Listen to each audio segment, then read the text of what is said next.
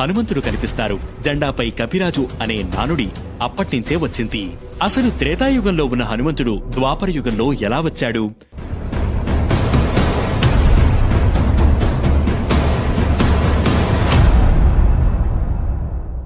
కురుక్షేత్ర సంగ్రామానికి కొన్ని రోజుల ముందు అర్జునుడు దేశయాటనకు బయలుదేరాడు.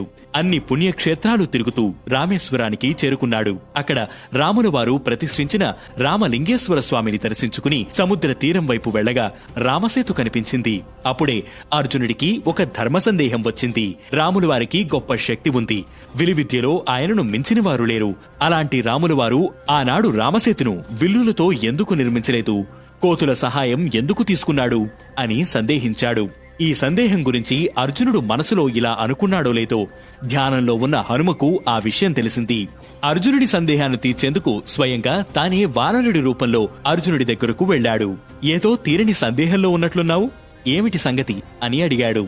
అప్పుడు అర్జునుడు తనకి వచ్చిన సందేహాన్ని వానరుడికి చెప్పగా, బాణాలతో సేతువుని నిర్మించే శక్తి రాములవారికి లేక కాదు, కొన్ని కోట్ల వానరులు ఆ వంతెనపై ప్రయాణించాలంటే రాళ్లతో నిర్మించిందే సురక్షితమని భావించి అలా నిర్మించారని చెప్పాడు. కాని హనుమ చెప్పిన సమాధానంతో అర్జునుడు ఏకీభవించలేదు. ఇద్దరి మధ్య మాటామాటా పెరిగి అది కాస్త గొడవకు దారితీసింది. సరే, నువ్వు కూడా గొప్ప విలుకాడివే కదా, నువ్వు బాణాలతో వంతెన కట్టు, దానిపై నేను నడుస్తాను. నా బరువుకి వంతెన నిలిస్తే నేను ఓడినట్లు, లేదంటే నువ్వు నీ ఓటమిని అంగీకరిస్తావా అని హనుమంతుడు అర్జునుడికి సవాలు విసిరాడు. హనుమ సవాలును స్వీకరించిన అర్జునుడు తాను ఓడిపోతే అక్కడికక్కడే అగ్నిగుండంలో దూకి ప్రాణత్యాగం చేస్తానన్నాడు. తన బాణాలతో శరవంతెనను నిర్మించాడు. ఆ వంతెనపై వానర రూపంలో ఉన్న హనుమ శ్రీరాముణ్ణి తలచి అడుగు పెట్టగానే కూలిపోయింది. ఆ విలువిధిలో నిర్మించిన వంతెన ముక్కలవడంతో విస్తుపోయిన అర్జునుడు ప్రాణత్యాగానికి సిద్ధపడ్డాడు. ఇంతలో అక్కడికి శ్రీకృష్ణుడు బ్రాహ్మణుడి రూపంలో వచ్చి అర్జునుణ్ణి అడ్డుకుని జరిగిన విషయం గురించి తెలుసుకుంటాడు.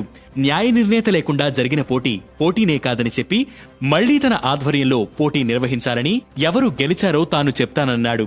శ్రీకృష్ణుని తలుచుకుని అర్జునుడు మళ్లీ శరవంతెనను నిర్మించగా, రాముణ్ణి తలుచుకుని ఆంజనేయుడు ఆ వంతెనపై నడిచాడు.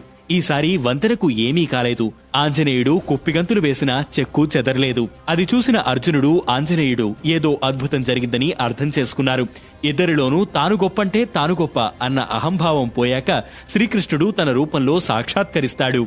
త్రేతాయుగంలో రామావతారంలో ఉన్నప్పుడు సేవించిన హనుమను ద్వాపర యుగంలో కృష్ణావతారంలో ఉన్న తనకు తోడుగా నిలిచిన అర్జునుణ్ణి స్నేహ బంధంతో కలిపాడు శ్రీకృష్ణుడు. ఇది జరిగిన కొద్ది రోజులకే కురుక్షేత్ర సంగ్రామం జరిగింది. హనుమంతుణ్ణి ధైర్యానికి ప్రతీకగా చెప్తారు. అందుకే అర్జునుడి రథంపై ఉన్న జెండాపై హనుమంతుల వారు కొలువై ఉన్నారని పురాణాలు